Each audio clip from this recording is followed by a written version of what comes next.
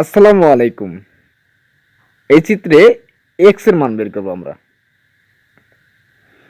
আমরা আগে থেকে আমাদের বৃত্তস্থ কোণ এবং কেন্দ্রস্থ কোণ জানা আছে।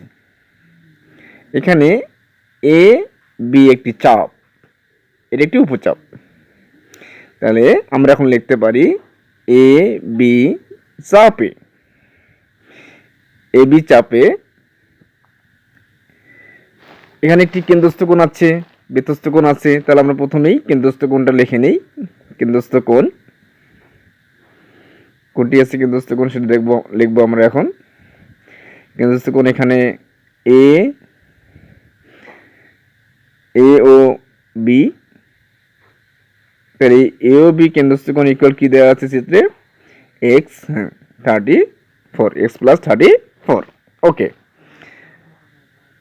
তারপরে এখানে আমাদের দেওয়া আছে বৃত্তস্থ কোণ। ওকে, আমরা লিখলাম বৃত্তস্থ কোণ, বৃত্তস্থ কোণ কি দেওয়া আছে আমাদের, এ সি বি। তাহলে এ সি বি, বৃত্তস্থ কোণ এ সি বি ইকুয়াল কি দেওয়া আছে, এক্স দেওয়া আছে।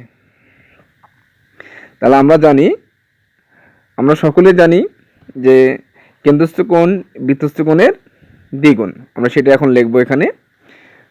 তাহলে আমরা সকলে জানি কেন্দ্রস্থ কোণটা বৃত্তস্থ কোণের দ্বিগুণ। তাহলে কেন্দ্রস্থ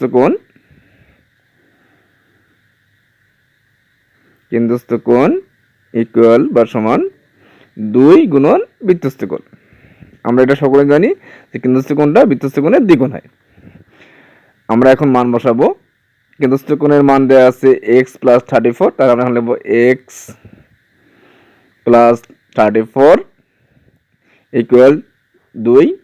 আর বৃত্তস্থ কোণ আমাদের দেওয়া আছে এক্স, আমরা এক্স লিখলাম। আমরা বাম পক্ষটা ঠিকই রাখবো,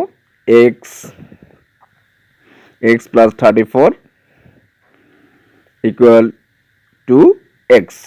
ওকে, তাহলে আমরা এখন 2x মাইনাস এক্স ইকুয়াল 34 লিখলাম। ওকে, তাহলে এই 2x থেকে একটা x বাদ দিলে তাহলে আমাদের থাকে x ইকুয়াল 34। ওকে, তাহলে x এর মান আমাদের বের হলো 34, অর্থাৎ বৃত্তস্থ কোণটা 34। তাহলে কেন্দ্রস্থ কোণ আছে x প্লাস 34। তাহলে আমরা এখন x প্লাস 34 লিখবো, x প্লাস 34 এবং x এর মান দেওয়া আছে আমাদের কত, 34। 34 x এর মানটা বসিয়ে দেবো। ওকে, 34 প্লাস 34 ইকুয়াল হচ্ছে কি 68 আসবে, 68। তাহলে এখান থেকে আমাদের প্রমাণিত হচ্ছে কি, এই কেন্দ্রস্থ কোণটা বৃত্তস্থ কোণের দ্বিগুণ, অর্থাৎ